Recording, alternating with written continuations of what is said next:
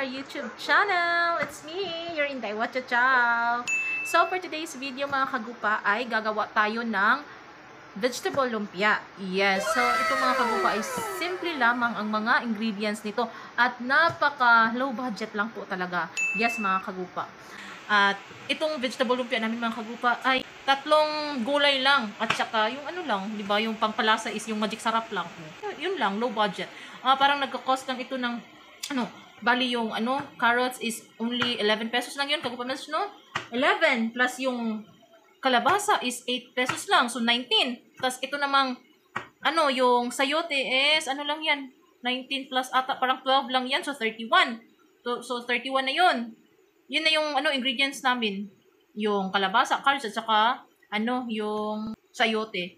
Yun lang. At saka yung lumpia. Yung lumpia wrapper, is 35 pesos lang. So, yan, gumagawa kami ngayon. So, ito na nga mga kagupa ay ready na ang ating mga vegetables. So, ihahalo na ni kagupa kalabasa, carrots, at saka yung sayote. Ayan.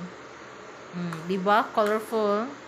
Pag kain ka ng gulay, ang iyong buhay ay makulay, diba? Diba, kagupa? Melch? Of course. Of course. Nagpapaganda ba ang mga gulay? Of course. Ayan, of course. Ang paganda ng ating katawan. Okay, so ayan. So, diba, pampaganda daw yan ng ating katawan. So, ayan, hinalo-halo na yan. Napakaganda. At saka, lalagyan lang natin ng kaunting asin. Ayan. Estimated lang yan mga kagupa, ha. Tapos, lalagyan ng magic syrup. Pangpalasa yan mga kagupa. So, ito na mga kagupa. Balutin na natin ang ating lumpia. Kasi gabi na. Ulam namin to. Ulam namin to ngayon.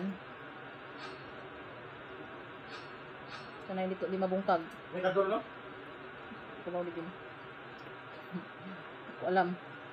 Hindi maganda yung hindi maganda yung lumpia wrapper na nabili namin, pero okay lang 'yun. Hanapan lang natin 'to ng paraan because we can find ways, char. Ano kalayo ko lang. Ang lumpia ni Inday Wacha Chow at saka ni Kagupa Melch. Masarap at yummy. Masarap at yummy day. So, bali pala guys ha, baka magtatanong kayo na hindi niluto yung yung gulay. Okay lang yan mga kagupa kasi pag ipa-fry na natin yan sa mantika, yung mainit talaga na mantika, madali lang maluto yung mga gulay.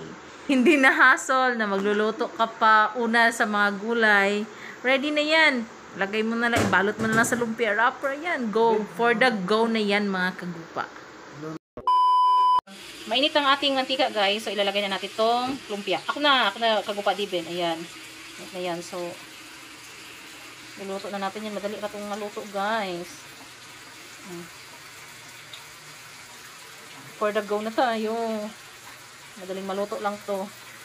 Kung mga anak nyo na hindi mahilig sa gulay, ito gawin nyo. Madali na itong kainin ng mga bata. Kasi na small size na yung gulay. So medyo kung anuhin natin yung apoy natin para hindi madaling masunog. So, later guys.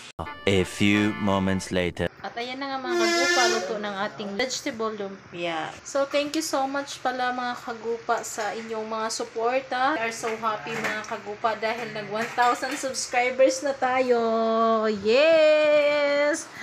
Ayun nagtakalikod na. Thank you so much for watching our videos and sa mga bago pa lang sa aming YouTube channel, don't forget to subscribe. And like our videos mga kagupa. Thank you ka sa ating mga kagupa. Solid supporters. Yes. So, see you on our next vlog. Bye!